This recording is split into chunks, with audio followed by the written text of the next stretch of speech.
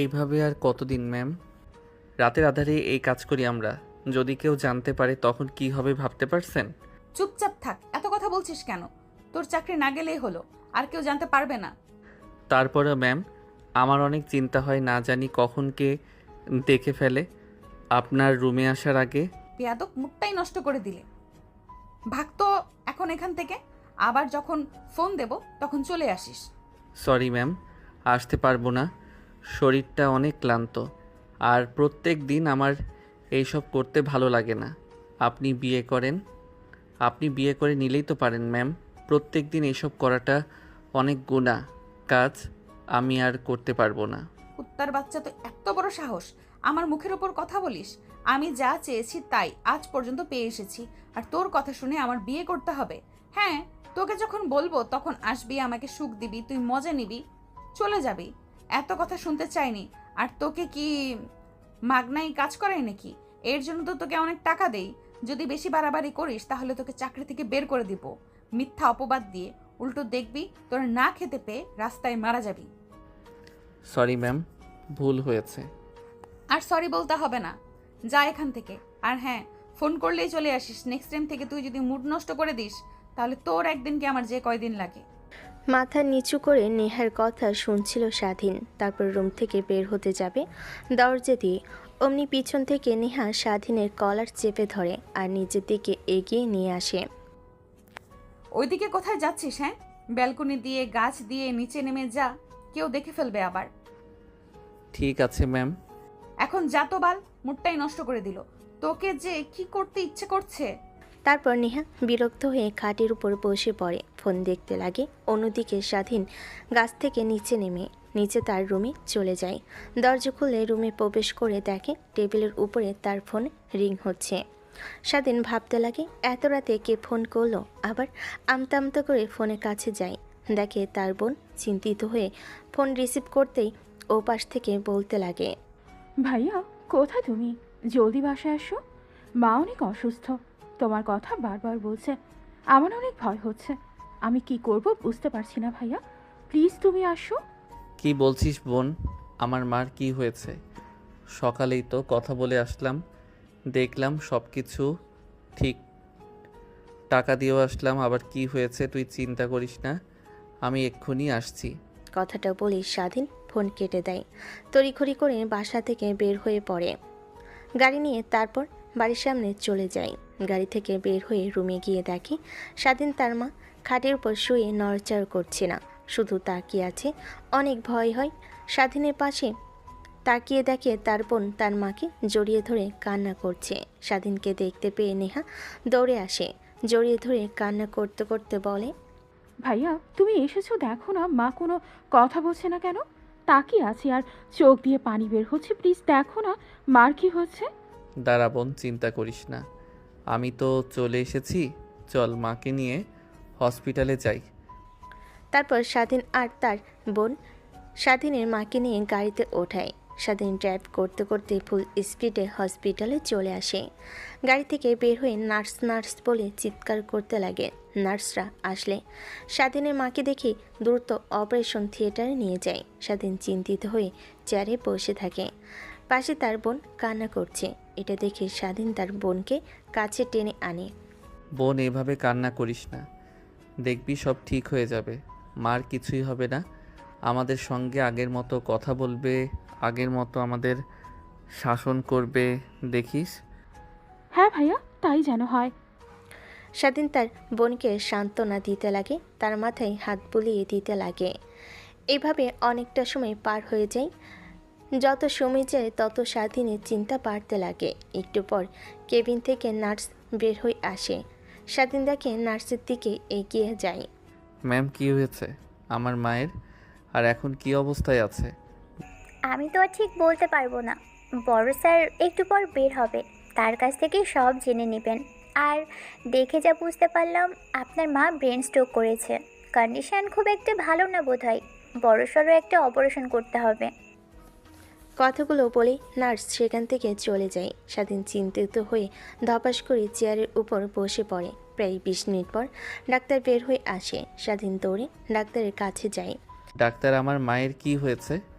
দেখো বাবা, চিন্তিত হবার কোনো কারণ নাই। তোমার মায়ের কন্ডিশন খুব একটা ভালো না, অনেক টেনশন করে মনে হয়, তাই ব্রেন স্ট্রোক করেছে। যদি আর একটু আনতে দেরি হয়ে যেত তাহলে আর বাঁচানো যেত না।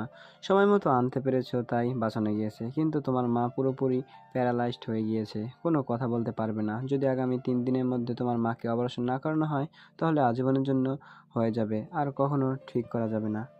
কি বলেন আঙ্কেল? হ্যাঁ বাবা, আর আমি বুঝতে পারছি তোমার মনের অবস্থা।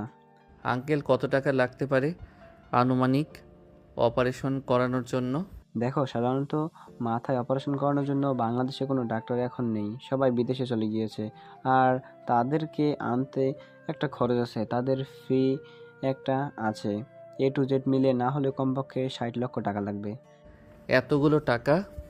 ডাক্তার কথাটা বলে চলে যায়। স্বাধীন চিন্তিত হয়ে পড়ে, কি করবে বুঝতে পারে না।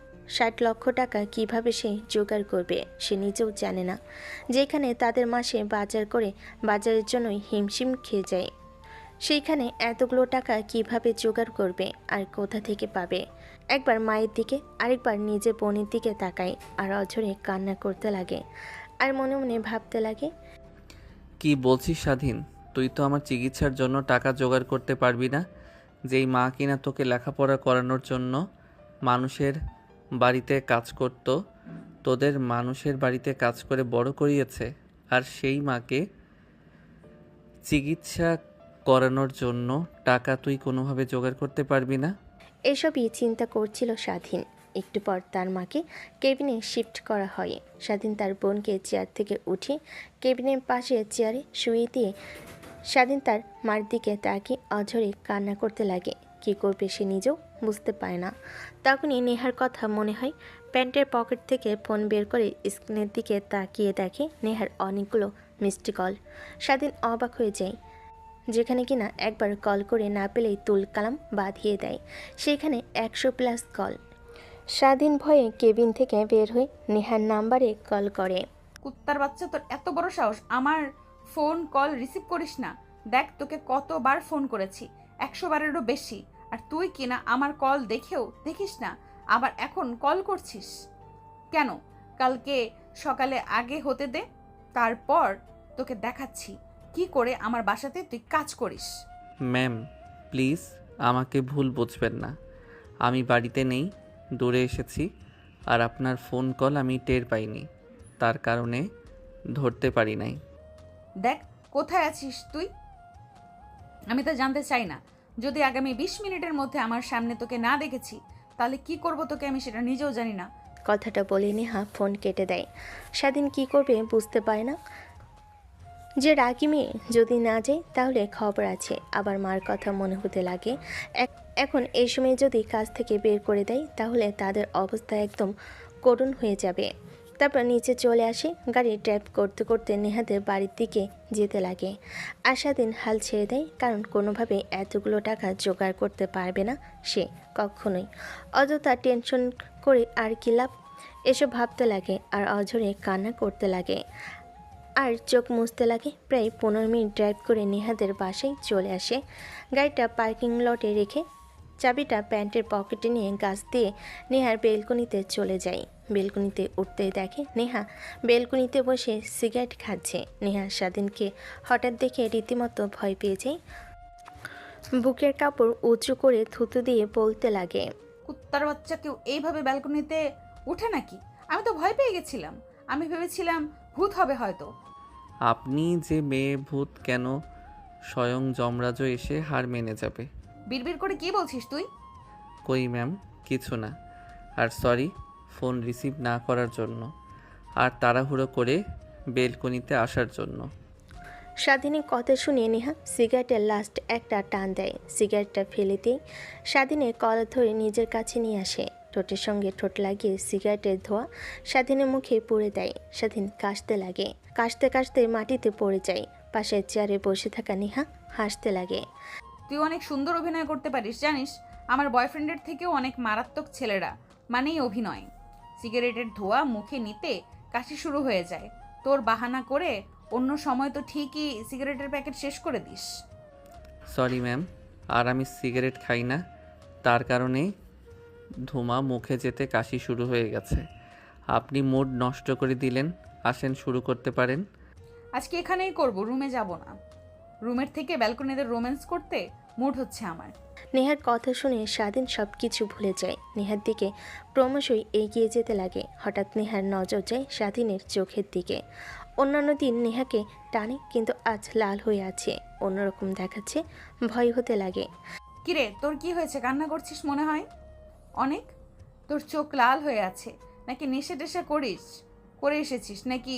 দেখ, নেশা করে মোটেও এসব করবি না, কারণ আমি নেশাখোর ছেলেদের একদমই ঘৃণা করি।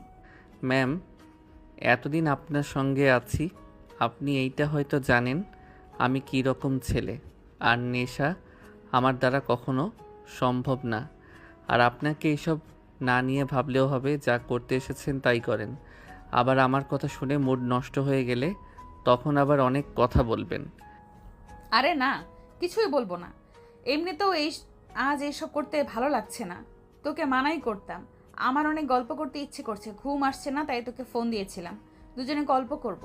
কিন্তু ফোন রিসিভ করলি না, অনেক রাগ উঠে গিয়েছিল আমার।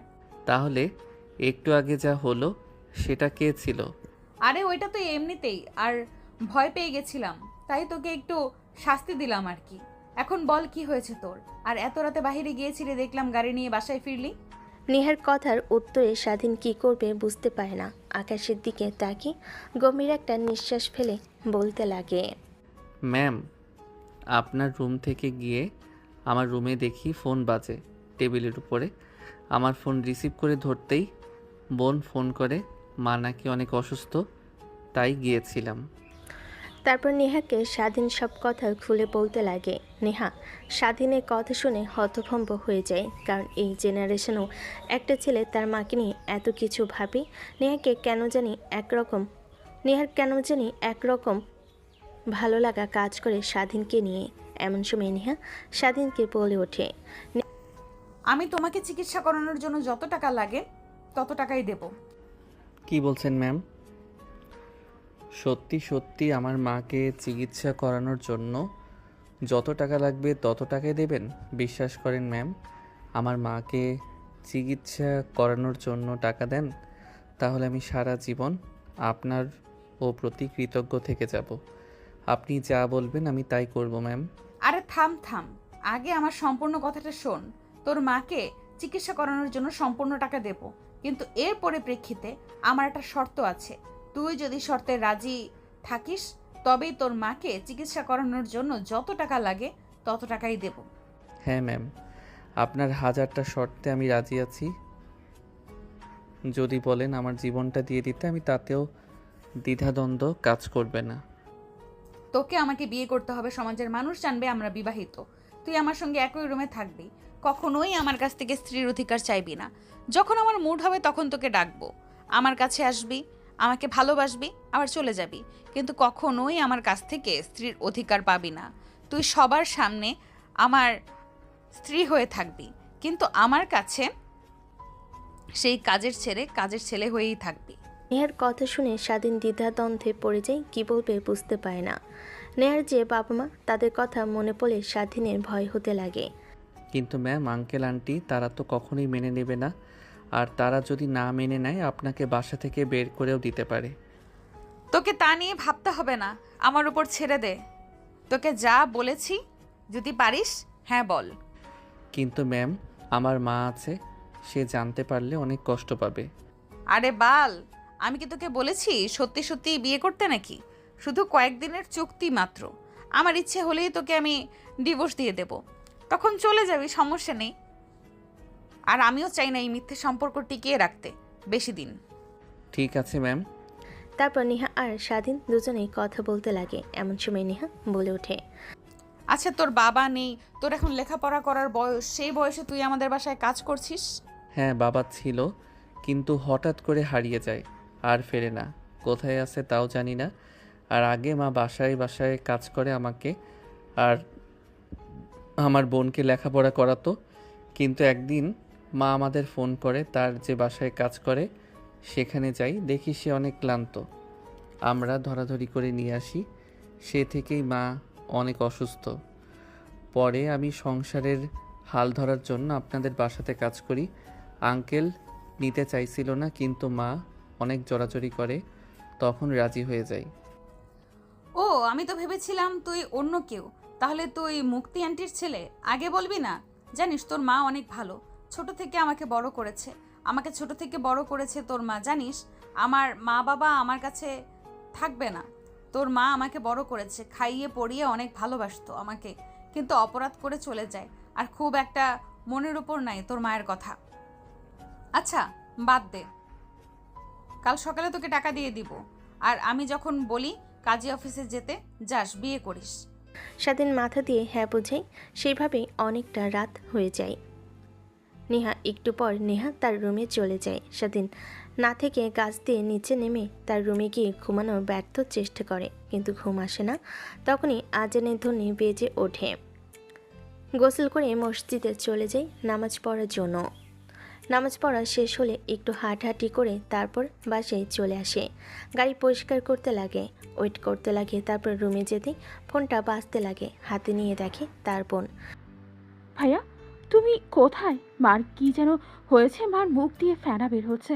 ডাক্তারকে ডেকে নিয়ে আসলাম, তারা বলছে তোমার সঙ্গে তাদের কথা আছে, জলদি আসো।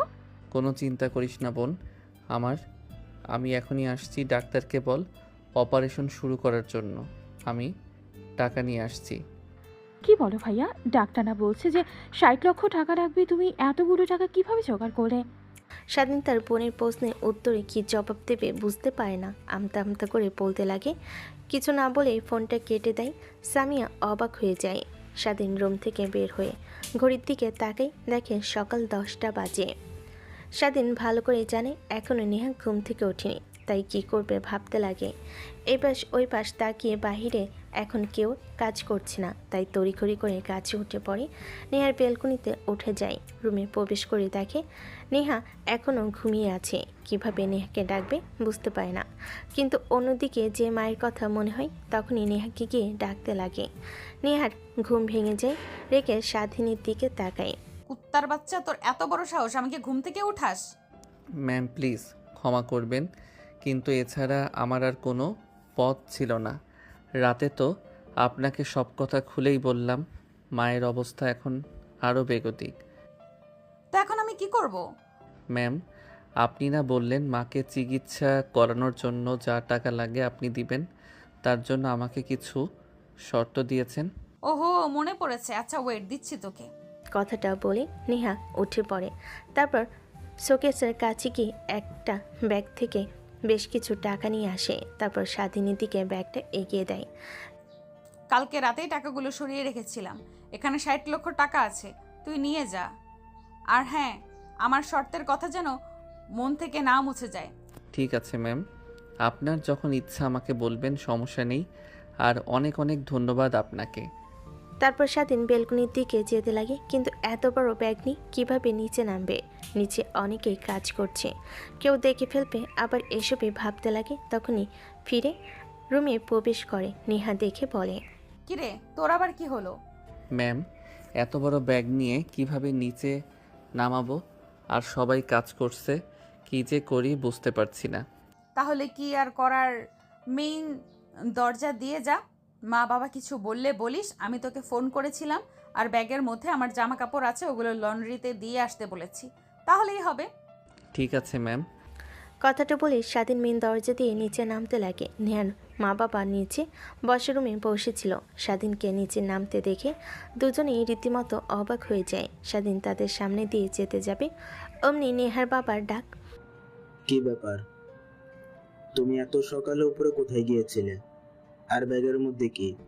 আঙ্কেল, নেহা ম্যাম ফোন করেছিল আর ব্যাগের ভিতর তার জামা কাপড় লন্ড্রিতে দিয়ে আসতে বলেছে পরিষ্কার করার জন্য। আজকে সে পার্টিতে যাবে। কি বলো, এত সকালে না ঘুম থেকে উঠেছে? তোমার কাজ তো ড্রাইভিং করা, তোমাকে তো নেহার কাপড় চোপড় লন্ড্রি বিটা দিয়ে আসার কাজ না। আচ্ছা যাই হোক, যাও তাহলে।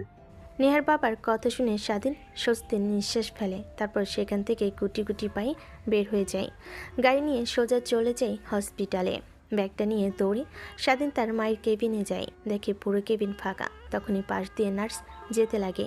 স্বাধীন ডাক দিয়ে, আচ্ছা, এই কেবিনে যে একটা বৃদ্ধ মহিলা ছিল, প্যারালাইজড, ব্রেন স্ট্রোক করেছিল, সে কোথায়? ও, তুমি ওই বৃদ্ধার কথা বলছো? ওনার তো অবস্থা অনেক অবনতি হয়েছে, তাই নিচতলায় নিয়ে গিয়েছে। মেডিসিন ডিপার্টমেন্টে তো একটা ছোট মেয়েও ছিল, তাকে নিয়ে গিয়েছে। নিচে গিয়ে দেখুন, ঠিক খুঁজে পাবেন। নার্সের কথা শুনে স্বাধীন দৌড়ে নিচে চলে আসে, দেখে তার বোন একটা চেয়ারে বসে কান্না করছে আর ফোনের দিকে তাকিয়ে আছে। তখনই স্বাধীন গিয়ে তার বোনের পাশে বসে পড়ে। স্বাধীনকে দেখে স্বাধীনী বোন জড়িয়ে ধরে। ভাইয়া, তুমি এসেছো আর আমি তোমাকে কখন থেকে ফোন করে চলেছি, কিন্তু তোমার ফোন তো বন্ধ দেখাচ্ছে। দেখো না, মা কি যেন হয়েছে, ডাক্তারকে বলছি কিছুই বলছে না। তারা বলছে তোমার সঙ্গে কথা বলবে। দেখো তো একটু গিয়ে। আর কান্না করিস না বোন, আমি তো চলে এসেছি। দেখবি মা সুস্থ হয়ে যাবে। আচ্ছা তুই দাঁড়া, আমি ডাক্তারের সঙ্গে কথা বলে আসছি। তারপর স্বাধীন তার বোনকে বসে অপারেশন থিয়েটারের সামনে চলে যায়। ছোট্ট জানালে দিয়ে দেখে ভিতরে অপারেশন চলছে। স্বাধীন অবাক হয়ে যায়, পুনরায় তার বোনের কাছে বসে পড়ে। আচ্ছা বোন, কেউ কি এসেছিল? আর ডাক্তারকে কি কেউ টাকা দিয়ে গেছে? না তো ভাইয়া, কেউ আসে নাই। আর সকালে হঠাৎ করে মার অবস্থার অবনতি হলে আমি ডাক্তারকে ডেকে নিয়ে আসি। তারা এইখানে নিয়ে আসে আর সকাল থেকেই অপারেশন করছে। কি বলিস, টাকা ছাড়াই অপারেশন করছে? না না, কখনোই তো। তারা বিনা টাকাতে অপারেশন থিয়েটারের সামনে দিয়েও নিয়ে যাবে না। কি টাকা দিলে এতগুলো? স্বাধীন কথাগুলোই ভাবছিল, হঠাৎ দরজা খোলার শব্দ পায়। সেদিকে তাকাই, দেখে এক এক করে সবে বের হচ্ছে। স্বাধীন উঠে ডাক্তারের কাছে যায়, দেখে ডাক্তার আরেকটা বিদেশি ডাক্তারের সঙ্গে হেসে সে কথা বলছে। সেটা দেখে স্বাধীনের অনেক ভালো লাগে। ড্যাপ ড্যাপ করে স্বাধীনের দিকে তাকিয়ে থাকে। তখন ডাক্তার স্বাধীনের কাছে এসে ঘাড়ে হাত দিয়ে বলতে লাগে, গুড লাক মাই সান। তোমার মার যে অবস্থা হয়েছিল, আমরা তো ভেবেছিলাম আর বাঁচানোই সম্ভব হবে না, কিন্তু আগামীকাল রাত্রে এই মিস্টার চ্যাম্পিয়ন্স বাংলাদেশে এসেছিল একটা কাজে। আমরা খোঁজ পেয়ে তাকে মেসেজ করি আর এইখানে চলে আসে। ভেবেছিলাম তোমার মার অপারেশন সকালে করব, এর আগে তো অবনতি হয়ে যাক। সবশেষে আলহামদুলিল্লাহ অপারেশন সাকসেসফুল হয়েছে। কিন্তু টাকা? এইটা নিয়ে তোমাকে ভাবতে হবে না, টাকা দেওয়া হয়ে গিয়েছে। আর সে তার নাম বলতেও অনেক সুখ প্রকাশ করেছে, শুধু এইটুকু বলেছে তোমাদের আপন কেউ হয়। কি বলছেন স্যার? পৃথিবীতে আমাদের কেউ নেই আপন বলতে? এখন আবার আপনি বলছেন আপন কেউ? স্যার আমি টাকা জোগাড় করে নিয়ে এসেছি, আপনি এগুলো রাখেন। আর ওনার পরিচয় তো জানেন, ওনাকে টাকা ব্যাক দিয়ে দেন। চাইলেও সেইটা সম্ভব নয়। রাত 4টার দিকে আননোন নাম্বার থেকে ফোন আসে, তারপর আমাদের ব্যাংক অ্যাকাউন্টে টাকা আসে, তারপর বলে অপারেশন শুরু করার জন্য। আমরা কিছু বলবো এর আগে ফোন কেটে দেয়। এখন আসছি, আর একটু পর কেবিনে শিফট করা হবে, তখন গিয়ে কথা বলতে পারবে। দেখবে তোমার মা আগের মতো হয়ে গেছে একদম। অনেক অনেক ধন্যবাদ আপনাকে। কিভাবে যে আপনার ঋণ শোধ করব তা জানা নেই আমার। স্বাধীনের কথা শুনে ডাক্তারটা হাসতে হাসতে সেখান থেকে চলে যায়। স্বাধীন ভাবতে লাগে, কে তাদের আপনার কে এতগুলো টাকা দিয়ে গেল। তারপর স্বাধীন তার বোনের কাছে বসে পড়ল। ভাবতে লাগে নেহার কাছ থেকে এতগুলো টাকা নিয়েছে, সে কি করবে এখন। কি আর করার, সে যেই হোক, ছেলে কিংবা মেয়ে, তাকে অনেক অনেক ধন্যবাদ। আর নেহা ম্যামের টাকাগুলো কি করব? তা কি দিয়ে দেব? হাফ দিয়ে দেই। মানুষের ঋণ রাখা একদমই ঠিক হবে না।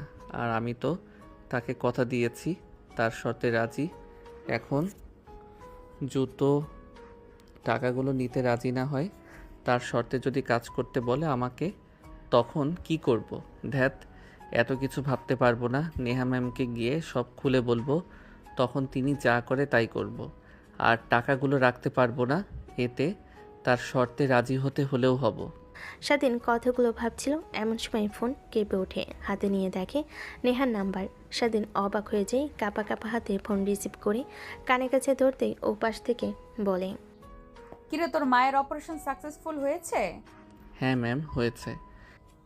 একবার ফোন দিয়ে জানানোর প্রয়োজনও মনে করলি না তুই? এই জন্যই বলে বিপদে পড়লে বন্ধু আর বিপদ ফুরিয়ে গেলে শত্রু। না ম্যাম, আপনাকে ফোন করতে চাচ্ছিলাম, এর আগে আপনি ফোন করেছেন। হয়েছে, তোকে আর বাহানা গাইতে হবে না। আর আমার শর্তের কথা মনে আছে তো? নাকি ফোন করলে কাজী অফিসে চলে আসিস, আমি রেডি হয়ে বান্ধবী নিয়ে সেদিকে যাচ্ছি গাড়ি নিয়ে। কিন্তু ম্যাম, আপনার টাকাগুলো আমি খরচ করিনি। আমার মার অপারেশনের জন্য যা টাকা দরকার ছিল কোনো বহিরাগত ব্যক্তি সে টাকা দিয়ে গিয়েছে, পরিচয় জানায়নি। ও আচ্ছা, ভালো। তা এখন তুই কি করবি? আমার টাকা আমাকে ফিরিয়ে দিবি নাকি শর্তে রাজি হবি? নেহার কথায় স্বাধীন কি বলবে বুঝতে পারে না, চুপ করে থাকে। নেহা স্বাধীনের ঘন ঘন নিঃশ্বাস স্পষ্ট শুনতে পায়। দেখ, আমি যা বলি তা করে ছাড়ি। তোকে যেহেতু বলেছি বিয়ে করতে হবে আমাকে, তো বিয়ে করতেই হবে। এখন ফোন রাখছি, আমি ফোন করলে কাজে অফিসে চলে আসিস। কিন্তু ম্যাম, আমি তো টাকাগুলো ফেরত দিতে চাই। টাকা ফেরত দিলেও কি আপনাকে বিয়ে করতে হবে? স্বাধীনের কথা শেষ হওয়ার আগে নেহা ফোন কেটে দেয়। স্বাধীন চেয়ারে বসে পড়ে। যেই দেমাগি মেয়ে আল্লাহই জানে আমার সাথে কী যে হয়, না বুঝে না শুনেই তো তার কথা প্রেক্ষিতে হ্যাঁ বলে দিয়েছিলাম। এখন হাড়ে হাড়ে টের পাবো আমি। স্বাধীন চেয়ারে বসে থেকে কথাগুলো ভাবতে লাগে। একটু পর নার্স এসে তার মাকে কেবিনে শিফট করে। স্বাধীন আর তার বোন পিছু পিছু যায়। কেবিনে শিফট করা হলেই স্বাধীন দেখে তো অবাক হয়ে যায়। বিশাল বড় রুম, এসি লাগানো, পাশে দুইটা বড় বড় বেডস। স্বাধীন ভালো করে বুঝতে পারে এই রুমগুলো ভিআইপি, কোটি কোটি টাকার মালিক যাদের তারাই একমাত্র নিয়ে থাকে, কিন্তু এত টাকা তার নেই। এইখানে নিয়ে এসেছেন কেন? আগের কেবিনে নিয়ে যাবেন না? না স্যার, আমাদের অফিসের মালিকের মেয়ের গেস্ট আপনি। আপনাকে কি আর মিডল ক্লাস কি দিনে রাখা যায়? তাই এখানে। আর আর কোনো কিছু যদি দরকার পড়ে প্লিজ এই যে টেলিফোন, তাতে ফোন করে বলবেন। আমাদের লোক তৎক্ষণাৎ আপনার কাছে চলে আসবে। আমাদের কি আর ডাকতে হবে না। ঠিক আছে। তারপর স্বাধীন তার মায়ের কাছে এগিয়ে যায়, দেখে এখনও ঘুমাচ্ছে। সামিয়া বেডের উপর লাফাতে লাগে। আরে বোন, কি করছিস? এইভাবে শব্দ করিস না, মা ঘুম থেকে উঠে পড়বে, সমস্যা হবে। চুপচাপ হয়ে বসে থাক, না হলে ঘুমা। রাতে তো তোর ঘুম হয়নি ওই চেয়ারে শুয়ে থেকে। হ্যাঁ ভাইয়া, আরে দেখো না কত নরম বেড, তাই আর কি জাম্পিং চলছে। কথাটা বলে স্বাধীনের বোন সামিয়া হাসতে লাগে। তার হাসি দেখে স্বাধীনের ছোট হাসির রেখা ফুটে ওঠে। তারপর স্বাধীন চেয়ার টেনে তার মায়ের পাশে বসে থাকে। এমন সময় ফোনে রিং হতে লাগে। হাতে নিয়ে দেখেনি, ফোন কেটে দেয়। তারপর স্বাধীন তার বোনের কাছে গিয়ে বলে, আপু, আমি আছি, তুই মার পাশে থেকো। মারও যদি কিছু লাগে তুমি এগিয়ে দিও। আর নার্স কি বলে গিয়েছো শুনো। সেই তো কিছু প্রয়োজন হলে এই ফোনটা তুলে বলো, তারা চলে আসবে। আমি কাজে যাচ্ছি, মা উঠলে বলো আমি সময় মতো ঠিক চলে আসবো। ঠিক আছে ভাইয়া, আর আসার সময় তুমি মনে করে আমার জন্য চকলেট নিয়ে আসো। যদি না নিয়ে আসো তাহলে তোমাকে কিন্তু আমি কেবিনে ঢুকতে দেবো না, এই বলে দিলাম। ঠিক আছে আপু, মনে থাকবে আমার। কথাটা বলে স্বাধীন কেবিনে বাইরে বের হয়। আবার ফোন ভাইব্রেশন হতে লাগে। হাতে নিয়ে দেখে নেহা তড়িঘড়ি করে রিসিভ করার সঙ্গে সঙ্গে ওপাশ থেকে নেহার রাগান্বিত কণ্ঠ। কুত্তার বাচ্চা, তোকে এত করে ফোন করেছি, তুই ফোন রিসিভ করিস নাই? কাজে অফিসে তোর জন্য অপেক্ষা করছি। তুই যদি 10 মিনিটের মধ্যে না আসিস, তোর 14 গোষ্ঠী আমি তছনছ করে ফেলবো। সরি ম্যাম, আমি কেবিনের মধ্যে ছিলাম, প্লিজ একটু সময় দিন, আমি চলে আসছি।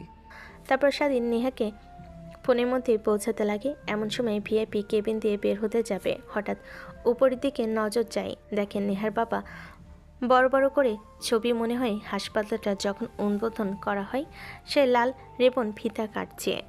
পাশে বড় বড় অক্ষরে হসপিটাল মালিকের নাম লেখা আছে, যেখানে স্পষ্ট নেহার বাবার নাম। স্বাধীনে আর বোঝার কিছু বাকি রইল না। হসপিটাল থেকে বের হয়ে গাড়ি নিয়ে সোজা কাজী অফিসে চলে আসে। পার্কিং করে ব্যাগটা হাতে নিয়ে কাজী অফিসের ভিতরে ঢুকেই দেখে সেখানে আগে থেকে নেহা বসে আছে, আর পাশে তার সব বান্ধবীরা। নেহা স্বাধীনকে দেখতে পেয়ে উঠে আসে, ঠাস ঠাস করে স্বাধীনের গালে থাপ্পড় লাগিয়ে দেয়। কুত্তার বাচ্চা, এতক্ষণ বসে থাকিস আমাকে জানিস না? আমি গরমের মধ্যে বসে থাকতে পারি না, আমার শরীর থেকে ঘাম বের হচ্ছে, আমার মেকআপ সব নষ্ট হয়ে যাচ্ছে। সরি ম্যাম, আসলে রাস্তায় অনেক জ্যাম ছিল, তাই আর কি আসতে একটু লেট হয়ে গেল। হয়েছে, তোকে আর কৈফিয়ত দিতে হবে না। এই নে প্যাকেটটা, সাইটের রুম আছে, যা সেখানে গিয়ে এগুলো পরিধান করে আয়। ম্যাম, কিগুলোর মধ্যে? স্বাধীনের কথা শুনে নেহার রাগ উঠে যায়, ঠাস ঠাস করে থাপ্পড় লাগিয়ে দেয়। স্বাধীন ছোট অফিস কাজী অফিসের ভিতরে থাকা সবার দিকে তাকায়। সবাই এক দৃষ্টিতে তাকিয়ে আছে। ফকিন্নির বাচ্চা, তোকে বলেছি যা তাড়াতাড়ি প্যাকেটে যা আছে পরিধান করে আয়। এত কথা বলছিস কেন তুই? নেহার ধমকে স্বাধীন হাত থেকে প্যাকেটটা নিয়ে রুমে চলে যায়। তারপর খুলে দেখে পাঞ্জাবি, শেরওয়ানি আর জুতা, সেগুলো পরিধান করে নেয়। তারপর কাজের সামনে থাকা চেয়ারে বসে পড়ে। তারপর কাজী সাহেব বিয়ের কার্যক্রম শুরু করে। তারপর বিয়ে পড়ানো শেষ হলে নেহা বাহিরে চলে আসে। তারপর তার বান্ধবীদেরকে সুন্দর করে কয়েকটা পিক উঠিয়ে নেয়। তারপর গাড়িতে উঠে বসে। স্বাধীন ড্রাইভ করতে করতে একটা রেস্টুরেন্টের কথা বললেই নেহা সেইখানে নিয়ে যায়। তারপর খাবার অর্ডার করে দেয়। সবাই খেতে লাগে। স্বাধীন খাচ্ছে না দেখে নেহার পাশে থাকা তার বান্ধবী বলে,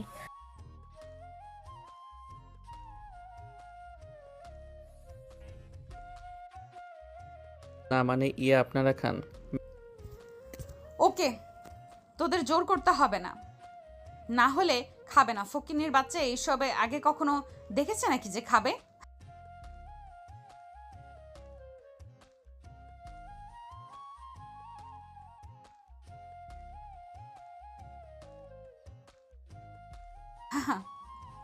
তোরা কাকে দুলা ভাই বলছিস? জানিস একে আমার বাসার সামান্য 2 টাকার কাজের ছেলে। নেহার কথা শুনে তার বান্ধবীরা সবাই হতভম্ব হয়ে যায়।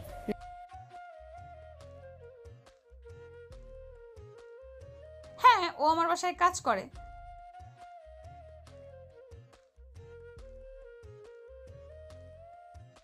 মাথা ঠিক আছে। আর তোরা তো ভালো করেই জানিস আমি ছেলে মানুষদের একদম বিশ্বাস করি না। তাই আর কি, নামে শুধু বিয়ে করলাম, কাজের কিছুই নয়। ও ওর মতো জীবন পার করবে, আমি আমার মতো। যদি বাবার পছন্দের ধনী ঘরের ছেলেকে বিয়ে করতাম তাহলে তো আর এরকম করতে পারতাম না।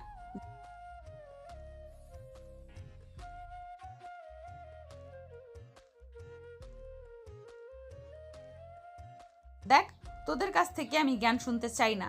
তোরা এসেছিস বিয়েতে, সাক্ষী দিয়েছিস, অনেক হয়েছে।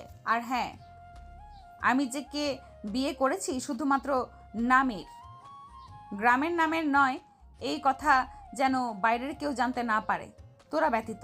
নেহার কথায় তার বান্ধবীরা সবাই মাথা দিয়ে হ্যাঁ বোঝায়। তারপর খাওয়া দাওয়া করে সবাই যে যার মতো বাসে চলে যায়। স্বাধীন সেইখানেই বসে থাকে, খাবার সামনে নিয়ে। এত ঢং, এত ঢং দেখে আর বাঁচি না। তুই তোর সামনে খাবারের প্লেট নিয়ে বসে আছিস, কেন খাবার খাচ্ছিস না? আর তোকে খাবার খেতেও হবে না, চল বাসায় যাব। আল্লাহ জানে বাসায় গেলে কি হয়, আর ওদিকে সব ম্যানেজ করতে হবে। ম্যাম, আমার যদি কিছু হয়ে যায় প্লিজ আমার বোন আর মাকে দেখবেন, কারণ আমি ছাড়া আমার বোন আর মাকে দেখার মতো এই পৃথিবীতে কেউ নেই। কি বলছিস তুই? তোর আবার কি হবে যে তোর মা বোনকে আমার দেখতে হবে? আঙ্কেল যে রাগী আমি শিওর সে কখনোই আমাকে আপনার স্বামী হিসেবে মেনে নেবে না। আর আঙ্কেলের তো ভয়ঙ্কর রূপ এর আগে আমি দেখেছি। একটা ছেলে আপনাকে ডিস্টার্ব করেছিল, শীষ বাজিয়েছিল রাস্তায় দাঁড়িয়ে, সেটা দেখে আঙ্কেল তাকে লোকজন দিয়ে বেধড়ক মেরেছে। ছেলেটার পা ভেঙে দিয়েছিল, হাত ভেঙে দিয়েছিল, ছেলেটা এখনও ঘুরে ঘুরে হাঁটে, আমি দেখেছি। আর আমি তো আপনাকে বিয়ে করেছি, এটা জানলে আঙ্কেল যে আমাকে কি করবে তার ভাবতে হবে না। ভুলে যাস না, তুই আমার বাবাকে চিনিস না। আমার বিষয়ে সে একদম পাগল। ছোট থেকে আমি যা চেয়েছি তাই দিয়েছে, সেটা 1000 জনকে মেরে হলেও আমাকে দিয়েছে। তোকে যদি চাই বাবা না করবে না, এটা আমি ভালো করেই জানি। আর ভয় পেতে হবে না। এত কিছু যদি হয়, আমি আর তুই না হয় আলাদা বাসা নিয়ে থাকবো, দেখবি তখন ঠিক বাবা রাজি হয়ে আমাদেরকে বাসায় নিয়ে যাবে। আর হ্যাঁ, তোকে তো বলতে ভুলে গিয়েছি, আমাদের বিয়ে হয়েছে সবাই ভাববে যে সুখে আছি, কিন্তু আমাদের মধ্যে দূরত্ব থাকবে, এটা কাউকে যেন বলিস না। স্বাধীন মাথা দিয়ে না বোঝায়। তারপর নেহা রেস্টুরেন্টের বিল মিটিয়ে গাড়ি করে বাসায় যেতে লাগে। অন্যদিকে স্বাধীন টাইপ করছিল আর ভাবছিল তার এখানে কি হয়েছে আল্লাহ জানে, বড়লোক বলে কথা, যখন মাথায় যে চিন্তা আসে তাই করে ছাড়ে। কী কারণে যে আমি আর একদিন রাতে তাকে বিয়ে করার কথা বলেছিলাম, এখন তা হাড়ে হাড়ে টের পাচ্ছি। কিরে, কি ভাবছিস? এত করে ডাকছে তোকে পাশ থেকে, তোর কানে কি যায় না? আমার ডাক যায় না? বলেছে যে গাড়িটা সাইডে ব্রেক কর। মানে সরি ম্যাম। সাইডে গাড়ি দাঁড় করে। নেহা গাড়ি থেকে নেমে একটা মিষ্টির দোকানে যায়। অনেকগুলো মিষ্টি কিনে স্বাধীনকে ছাড়াই দোকানে গিয়ে প্যাকেটগুলো নিয়ে গাড়ির ডিকিতে রাখে। তারপর গাড়িতে উঠে পড়ে। বিয়ে করেছি সবাইকে একটু মিষ্টি মুখ করাতে হয় নাকি? ম্যাম আপনাকে একটা কথা বলার ছিল আমার। চুপ করে মোবাইল দিয়ে গাড়ি চালাও, আর একটা কথাও বলবি না। আর শুধু শুধু চিন্তা করা বাদ দে, তখন দেখবি চিন্তা করতে করতে ঠিক তোর মায়ের মতো অবস্থা হবে, তোর ব্রেন স্ট্রোক করবি। কথাটা বলতে নেহা জিহ্বায় কামড় দেয়। স্বাধীন প্রশ্নসূচক দৃষ্টিতে নেহার দিকে তাকায়, কিন্তু কোনো প্রশ্ন করে না। তার মাথা অনবরত প্রশ্নের ঘুরপাক খেতে লাগে আর ভাবতে লাগে। আচ্ছা ম্যাম, কি করে জানলো আমার মা ব্রেন স্ট্রোক করেছে আর চিন্তা করতে অতিরিক্ত? তার মানে কি ম্যাম আমার মাকে চিকিৎসা করার জন্য গোপনে টাকা দিয়েছে আর প্রকাশ্যে আমাকে টাকা দিয়েছে? ধ্যাত, সে এতগুলো টাকা দিয়েছে আবার চিকিৎসার জন্য দিয়েছে। ধারবান, এত কিছু ভেবে কোনো কাজ নাই। বাসায় যাই, তারপরে ম্যামকে সব খুলে বলবো আর তার টাকা তাকে ফেরত দেবো। কথাগুলো আনমনে বলতে বলতে বাসায় চলে আসে। বাড়ির ভিতরে প্রবেশ করে মেন দরজার সামনে গাড়ি দাঁড় করে। নেহা গাড়ি থেকে নেমে যায় স্বাধীনকে ছাড়া, কিন্তু স্বাধীন নামতে রাজি হয় না। রাগী দৃষ্টিতে নেহা তার দিকে তাকাতেই স্বাধীন নেমে যায়। সবাই অবাক হয়ে স্বাধীন আর নেহার দিকে তাকিয়ে থাকে। নেহা স্বাধীনের হাত জড়িয়ে ধরে দু হাত দিয়ে এটা দেখে সবার চোখ বড় বড় হয়ে যায়। তারপর ভিতরে প্রবেশ করে। বাড়ি ভর্তি লোক ভিতরে ছিল। নেহার বাবা দরজার দিকে তাকে স্বাধীনকে আর নেহাকে এমন অবস্থায় দেখে কথা বলার ভাষা যেন হারিয়ে ফেলে। নেহা মা, তুই এসেছিস? আর আমি তোকে কখন থেকে খুঁজছি, কিন্তু তুই বউ সেজে আর পাশে ছেলেটাকে। ও ফুপি, তুমি এসেছো? যাক, ভালোই হয়ে গেল। যার সঙ্গে দেখা হলো তার সবাই পরিচয় হও। আগে তো তোমরা সবাই জানতে কাজের ছেলে হিসাবে, আজ অন্য পরিচয় আমার স্বামী হিসেবে জেনে নাও। কি বলছিস নেহা তুই? তোর মাথা ঠিক আছে? তোর স্বামী মানে? দেখ, একদম মজা করিস না, মজার সময় নয় কিন্তু এইটা। দেখ, বাসায় অনেক মেহমান। মা, তোমার কি ফান মনে হচ্ছে? এত এত মানুষের মাঝে আমি ফান করছি? আমি সিরিয়াস। আর সত্যি এ তোমার মেয়ের জামাই। তোমরা মানো আর না মানো। এই, তুমি এখানে দাঁড়িয়েছো কেন? চলো রুমে। আর ফুপি, আমি আসছি এগুলো খুলে। এত ভারী পোশাক পরতে আর ভালো লাগছে না। তারপর স্বাধীন ব্যাগ হাতে নিয়ে নেহার পিছু পিছু নেহার রুমে ঢুকে যায়। নেহা দরজা লাগিয়ে দেয়। সোফার উপর গিয়ে বসে পড়ে। গায়ের উপর থেকে ওড়না সরিয়ে ফেলে। স্বাধীন সেই দিকে তাকে চোখ সরিয়ে ব্যাগটা হাতে নিয়ে সোফার সামনে থাকা ছোট্ট টেবিলের উপর রেখে দেয়। তারপর নেহাকে উদ্দেশ্য করে বলে, ম্যাম এই নিন আপনার সব টাকা। কি বলছিস? টাকা ফিরিয়ে নিয়ে এসেছিস মানে? তার মানে কি আন্টির অপারেশন করিসনি তুই? না, আমার অপারেশন হয়ে গিয়েছে। কোনো এক অজ্ঞাত ব্যক্তি সব টাকা পরিশোধ করে দিয়েছে, তাই আর টাকা লাগেনি। আর আমি এত টাকার কি করব, তাই আপনার টাকা আপনাকে ফিরিয়ে দিলাম। আমি এ টাকা দিয়ে কি করব? তোর সঙ্গে চুক্তি ছিল টাকার বিনিময়ে আমাকে বিয়ে করবি, সবার সামনে আমার সাথে অভিনয় করবি। তো তোর কাছে রাখ, কোনো কারণে প্রয়োজন লাগবে তোর? না ম্যাম, প্রয়োজন হবে না আমার। আর আমি যেহেতু কথা দিয়েছি আমি অভিনয় করব, সমস্যা নেই। কথাটা বলে স্বাধীন রুম থেকে বের হতে যাবে, পিছন থেকে বলতে লাগে, কিরে, কই যাচ্ছিস তুই? ম্যাম আমার রুমে যাচ্ছি, আমারও এইসব পড়ে থাকতে আর ভালো লাগছে না, তাই ফ্রেশ হয়ে আসি। আজ থেকে এটাই তোর রুম। এই যে সোফা দেখছিস, এখানে থাকবি, না হয় নিচে থাকবি। আমি কাজের লোকদের বলছি, তারা তোর সব জামা কাপড় নিয়ে আসবে। না ম্যাম, তার দরকার হবে না। নেহার রাগ মাথায় উঠে যায়। গলা চেপে ধরে দেওয়ালের সঙ্গে। গলায় জোর ফুটেছে তোর, তাই না? ভুলে যাস না তোকে বিয়ে করেছি শুধু মানুষকে দেখানোর জন্য, আর তুই সেটারই ব্যবহার করছিস। দেখ, আমি যা বলবো আমার কথা মতো তুই চলবি, বুঝলি? না হলে তোর মা বোনের যে কি করব আমি নিজেও জানি না। ম্যাম প্লিজ, তাদের কোনো ক্ষতি করবেন না, যা করার আমাকে করেন। হ্যাঁ, আমি আপনার কথা মতোই চলবো। এই তো, এখন ঠিক আছে। তারপর স্বাধীনকে নেহা ছেড়ে দেয়। স্বাধীন গলায় দুহাত দিয়ে ধরে থাকে। নেহা স্বাধীনের দিকে তাকে একটা হাসি দিয়ে সোফায় বসে সিগারেট জ্বালিয়ে খেতে লাগে। স্বাধীন স্বাভাবিক হলে উঠে দাঁড়ায়। নেহার পাশে গিয়ে দাঁড়ায়। তখনই তার মাথায় একটা কথা ঘুরপাক খেতে লাগে। মুখ ফুটে বলে ফেলে, আচ্ছা ম্যাম, একটা কথা বলবেন? আপনাকে তো দেখি মাঝে মাঝেই সিগারেট খেতে। আচ্ছা, সিগারেট খেলে কি উপকার হয়? শুনেছি তো সিগারেট খাওয়া ক্ষতি, ওর প্যাকেটের গায়েও লেখা থাকে তা। সিগারেট খাওয়া ক্ষতি অনেককে খায়, কারণ তার ফলে সব কষ্ট মুছে ফেলা যায়। কি বলেন? সিগারেট খেলে দুঃখ কষ্ট ভুলে থাকা যায়? হ্যাঁ যাই তো, তুই একদিন চেষ্টা করিস, দেখবি ঠিক পারবি। আর কোনো দুঃখ নেই, কষ্ট নেই, আমার দরকার পড়বে না, আপনি খান। একটু পর দরজার করানার শব্দ পায়। দরজা খুলে দেখে কাজের ছেলেরা হাতে 2টা ব্যাগ স্বাধীনের দিকে এগিয়ে দেয়। স্বাধীন গিয়ে দরজা আটকিয়ে দেয়। দেখে তার জামা কাপড় বের করে ওয়াশরুমে চলে যায়। ফ্রেশ হয়ে রুমে এসে দেখে নেহা একটা মধ্যবয়স্ক মেয়ের সঙ্গে কথা বলছে। মা, কাজটা তুই মোটেও ঠিক করলি না। তোর মা বাবার মনে অনেক আঘাত পেয়েছে। তুই তাদের একমাত্র মেয়ে, তাদের অনেক স্বপ্ন ছিল তোকে ধুমধাম করে বিয়ে দেবে। এভাবেই মা বাবার মনে কষ্ট না দিতেও পারতি। দেখো ফুপি, আমি চাই না আমার জীবন নষ্ট করে দিক ঠিক তোমার মতো। তোমাকে তো সবাই আনন্দ করে বিয়ে দিয়েছিল বড় ঘরের ছেলের সাথে। দিন শেষে কি হলো? সে তোমাকে রেখে অন্য মেয়েতে আসক্ত হলো, তোমাকে মারধর করেছে, সেটা ডিভোর্সে রূপ নিল। আরও তোমার সঙ্গে ফুপা কত জঘন্য কাজ করেছে সেটা তো আর নাই বললাম। এর থেকে নিজের থেকে ছোট আর গরিব ঘরের ছেলেকে বিয়ে করেছি। দেখো, কখনো আমার মুখের উপর কথাও বলতে পারবে না। আর তো গায়ে আঘাত করা দূরে থাক। মারে, তাই বলে তুই সামান্য একটা কাজের ছেলেকে বিয়ে করবি? এটা একদম বেমানান। তোর বাবা কারোর সামনে গিয়ে দাঁড়াতে পারবে না যখন সবাই বলবে কাজের ছেলের সাথে বিয়ে দিয়েছো। তখন তোমার বিয়ের সময় অনেক অনেক কথা বলেছিল, অনেক ভালো ভালো কথা ছেলেকে নিয়ে।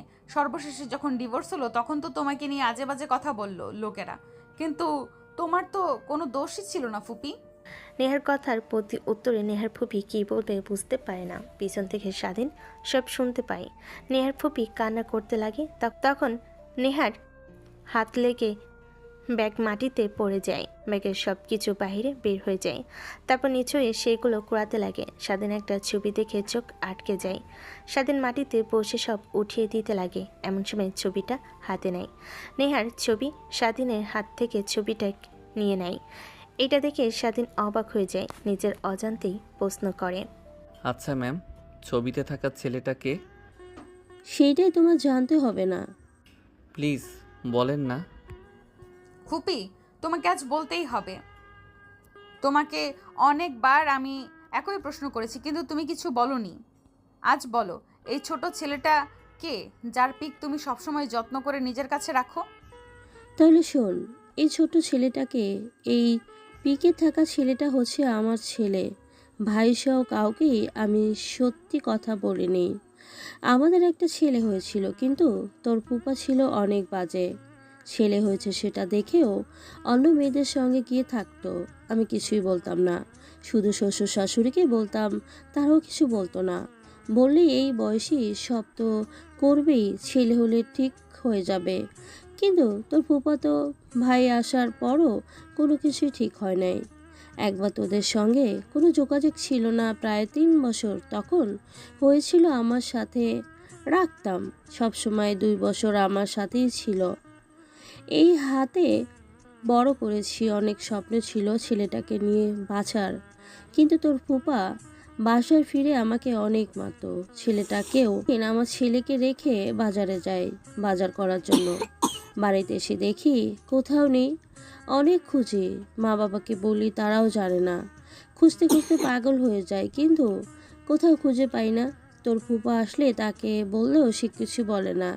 তাই আর তোর ফুপার সঙ্গে আর আমি থাকতে রাজি হই না। যাকে নিয়ে বাঁচার স্বপ্ন ছিল সেও হারিয়ে গেল। তারপর তাদের বাসায় চলে আসি, তারপর ডিভোর্স হয়ে যায়। নেহা তার ফুপির কথা শুনে অবাক হয়ে যায়। কান্না কান্না কণ্ঠে তাকায়। অন্যদিকে স্বাধীন নেহার ফুপির কথা শুনে চোখ বেয়ে পানি বের হতে লাগে। ফুপি, তুমি এত বড় সত্যি কথা আমাদের কাছ থেকে লুকিয়েছো? তুমি একবার যদি সত্যি করে বলতে, দেখতে বাবা কি করতো ফুপার। আর আমার মনে হয় কি উপায় হয়তো বা তোমার ছেলেকে কোথাও লুকিয়ে রেখেছিল, কিংবা বাইরে রেখে এসেছে। আমার মনে হয় না একটা বাবা কখনো তার ছেলেকে এইভাবে দূরে সরিয়ে রাখবে।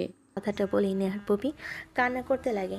স্বাধীন নিজের অজান্তে নেহার ফুপিকে উঠিয়ে টিস্যু দিয়ে চোখ থেকে অশ্রু মুছে দিতে লাগে।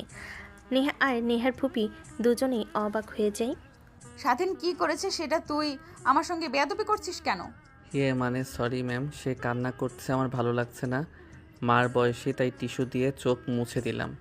আরে নেহা, তুই শুধু শুধু ছেলেটাকে এভাবে বকছিস কেন? ছেলেটা তোর ভালোই করেছে। সে আমার মাঝে তার মাকে খুঁজে পেয়েছে। সমস্যা নেই বাবা, তুমি বসো। আর তোমার কি আমার অনেক ভালো লেগেছে। নেহা, তুই এতদিন পর একটা ঠিক কাজ করেছিস।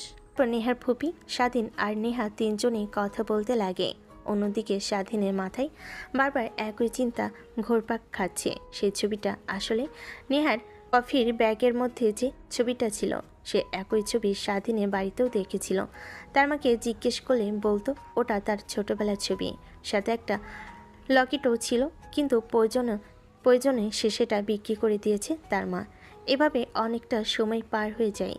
বিকেল 6টা হলে স্বাধীন বেলকনিতে দাঁড়িয়ে পরিবেশটা উপভোগ করতে লাগে। নেহা রুমে আসতেই স্বাধীন নেহার কাছে যায়। নেহার ম্যাম, আঙ্কেল আন্টি তারা কি ঠান্ডা হয়েছে নাকি এখনও আপনার উপর আর আমার উপর রেগে আছে? একটু সময় লাগবে, বাট ঠিক হয়ে যাবে, কোনো টেনশন করো না তুমি। ঠিক আছে ম্যাম, তাহলে আমি আসছি। মার কাছে যেতে হবে, সেই সকালে এসেছি। বোনের কাছে ফোন করেছিলাম, মার জ্ঞান ফিরেছে, আমাকে সে দেখতে চায়। আচ্ছা, তাহলে যাও। আর হ্যাঁ, সময় মতো বাসায় চলে আসো, এমনিতেই পরিস্থিতি বুঝতে পারোস। অনুমতি পেয়ে স্বাধীন বাইরে চলে আসে তড়িঘড়ি করে। ঠিক গাড়ি স্টার্ট দিয়ে বের হতে লাগে। ঠিক তখনই মনে পড়ে যায় নেহার বলা কথা, যে তুমি করে বলেছে, যেখানে কিনা তুই ছাড়া কথাই বলতো না। কি হলো নেহা ম্যাম, আমাকে তুমি করে বললো নাকি? আমার মনের ভুল, এত টেনশন নিতে আর পারছি না। একে তো মা আর ওই নেহার ফুপিকে নিয়ে টেনশনে আছি, তার মধ্যে এত চাপ। কিন্তু আমি শিওর যে নেহার ফুপি আবার মা। আমাকে শুধু সত্যিটা জানতে হবে মার কাছ থেকে।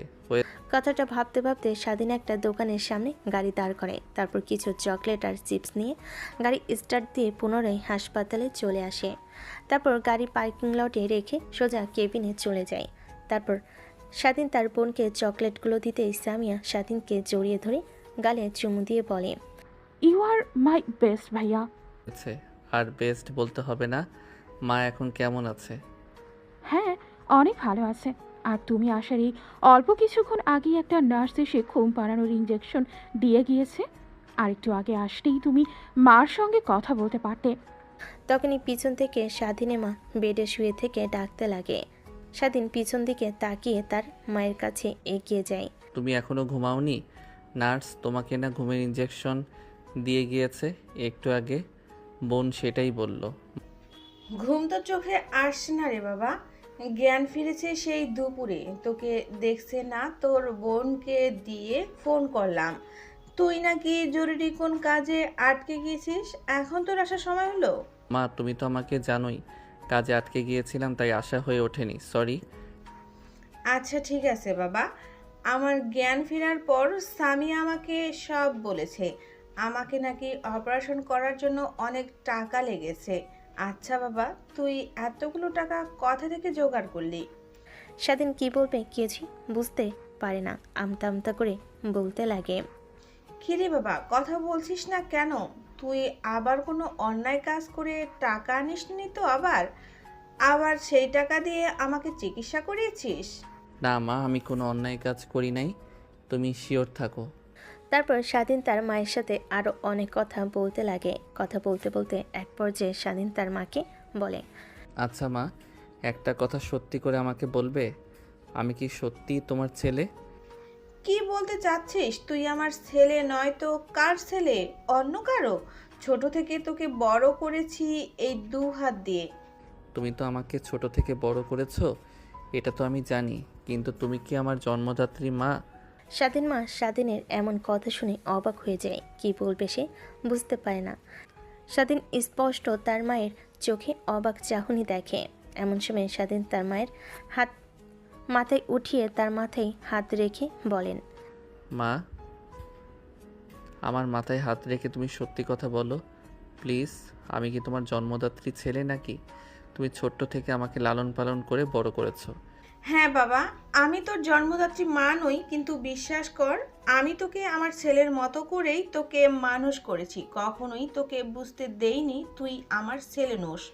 আমি জানতাম এরকম একটা দিনের সম্মুখীন হতে হবে আমার। তাহলে আমার জন্মদাত্রী মাকে তুমি কি জানো? না। না রে বাবা, সেটা আমি জানি না। জানলে কি আর তোকে আমার কাছে রেখে দিতাম, নাকি তোর মার কাছে তোকে দিয়ে আসতাম তোকে? আসলে একদিন আমি কাজ করে বাসায় ফিরছিলাম, তখন দেখি একটা মাতাল লোক তোকে একটা ময়লার স্টোরের পাশে রেখে যায়, তুই সেখানেই বসে থাকিস। আমি দেখে সেখান থেকে চলে যাই। প্রায় রাত 10টার সময় একটা কাজে বাসার বাইরে বের হয়ে দেখি তুই তখনও সেখানে বসেছিলি। আমার বোঝার আর বাকি রইল না, তারপর তোকে উঠিয়ে বাসায় নিয়ে আসি। তুই অনেক কান্না করছিলি, কিন্তু নিজের কাছে যা টাকা ছিল তা দিয়ে তোর জন্য খেলনা আর দুধ চিনি নিয়ে আসি। ধীরে ধীরে তুই আমার কাছে বড় হতে থাকিস। আচ্ছা, তুই কি তোর মা বাবাকে খুঁজে পেয়েছিস? স্বাধীন কি বলবে ভাবতে পারছে না। খুঁজে পাইনি। তাহলে তুই কিভাবে জানতে পারলি যে তুই আমার ছেলে নোস? কথাটা বলে স্বাধীনের মা হাসতে লাগে। স্বাধীনও হাসতে লাগে। তারপর স্বাধীন তার মায়ের পাশে চেয়ার টেনে বসে মাথায় হাত বুলিয়ে দিতে লাগে। স্বাধীনের মা ঘুমিয়ে যায়। পাশে তাকিয়ে দেখে তার বোনও ঘুমিয়ে গেছে। স্বাধীন কেবিন থেকে বের হয়ে বেলকনিতে যায়। অনেক উপরে হসপিটালের রুমটা। ঠান্ডা বাতাস শরীরে লাগতেই কি যেন করবে সে নিজেও জানে না। আনমনে চাঁদের দিকে তাকিয়ে ভাবতে লাগে। এমনিতেই কেন জানি আমার মনে হলো, তাই তোমাকে মজার ছলে প্রশ্ন করলাম আর তুমি সব সত্যি কথা বলে দিলে। এরকম একটা দিন দেখবো কখনো ভাবতেও পারি নাই। আগে জানতাম গরিব ঘরের ছেলে আমি। ভালোই তো চলছিল সব কিছু, কেন এক অজানা রহস্য নিজের কাছে উন্মোচন হলো। এখন কি করব? তার সামনে গিয়ে কি সত্যি কথা বলবো? তা তো কখনোই আমাকে মেনে নেবে না, বিশ্বাসও করবে না। না, পরিচয় দিয়ে আর কী করবো বলো তো? হয়ে উঠেছি, সে তো নিজের মতো করে চলছে। আমি যদি তার কাছে চলে যাই তাহলে আমার মা আর বোনের কি হবে, তাদের কে দেখবে? কথাগুলো ভাবতে লাগে। তখনই ঘড়ির দিকে নজর যায়। দেখে রাত অনেক হয়ে গেছে, 10টা বাজছে। সেদিন কেবিন থেকে বের হয়ে সোজা গাড়ি নিয়ে নেহাদের বাসায় চলে আসে। পার্কিং লটে গাড়ি রেখে মেন দরজা দিয়ে ভিতরে প্রবেশ করে। দেখেন সবাই খাবার টেবিলে বসে খাবার খাচ্ছে। এমন সময় স্বাধীনকে দেখে নেহা বলে, তুমি এসেছো আর আমি তোমাকে ফোন করতে নিয়েছিলাম। আচ্ছা আসো, সবাই বসেছে, একসঙ্গে খাবার খাই। না, আপনারা খান, আমি বাইরে থেকে খেয়ে এসেছি। দেখো, আমি ভালো করেই জানি তুমি কিছু খাওনি। এত কথা না বাড়িয়ে আসো তো। কথাটা বলে নেহা স্বাধীনের দিকে রাগী দৃষ্টিতে তাকায়। স্বাধীন ভয় পেয়ে চেয়ার টেনে নেহার পাশে বসতে। নেহার বাবা উঠে পড়ে। এমন সময় নেহার ফুপি বলে, আরে তুই কোথায় যাচ্ছিস? খাবার রেখে বয়, খাবার খা। আমি একটা চাকরের সঙ্গে বসে এক টেবিলে খাবার খেতে পারবো না। দেখ দিন দিন তুই কেমন যেন হয়ে যাচ্ছিস। ফকির কাকে বলছিস? তোর মেয়ের জামাই, বুঝলি? তুই যদি তোর মেয়ের জামাইকে ছোট করে দেখিস তাহলে মানুষজন আর কি বা বলবে? নেহার ফুপির কথা শুনে নেহার বাবা বসে পড়ে, খাবার খেতে লাগে। স্বাধীন খাবার টেবিলে বসতেই খাবার দেয়, খেতে লাগে। হঠাৎ নেহা বেশম খেলে স্বাধীন নেহার দিকে এক গ্লাস পানি এগিয়ে দেয় খাওয়ার জন্য। চিন্তিত হয়ে পড়ে, মাথায় হাত দিতে লাগে, গলায় হাত দিতে লাগে। নেহার মা বাবা ফুপি দেখে অবাক হয়ে যায়। ম্যাম, ঠিক আছেন আপনি? আর এখন ঠিক আছি, এত চিন্তা করতে হবে না। আর বসো, তুমি তোমার খাবার খাও। ঠিক আছে ম্যাম, আপনিও খান। তারপর স্বাধীনের সে চেয়ারে বসতে লাগে। এমন সময় নেহার ফুপির নজর যায় স্বাধীনের কানে ঘাড়ের দিকে। দেখে গোল করে অনেকটা কালো অংশ, যেটা জন্মদাগ। নেহার ফুপি অবাক হয়ে যায়। স্বাধীনের কাছে খানিকটা এগিয়ে যায়, মোবাইলের লাইট অন করে ভালো করে দেখতে লাগে। নেহার ফুপি এই অবস্থা দেখে নেহার বাবা মা সবাই অবাক হয়ে যায়। ফুপি কি করছো? এইসব লাইট দিয়ে কি দেখছো স্বাধীনের ঘাড়ে? নেহার কথা নেহার ফুপির কানে পৌঁছে না। খাবারের প্লেট রেখে স্বাধীনকে উঠিয়ে শক্ত করে জড়িয়ে ধরে কপালে চুমু খেতে লাগে। নেহার বাবা মা নেহা উঠে দাঁড়ায়। বাবারে, তুই এতদিন আমাকে রেখে কিভাবে থাকতে পারলি? আবার আমার চোখের সামনে এসেও আমাকে পরিচয় দিসনি।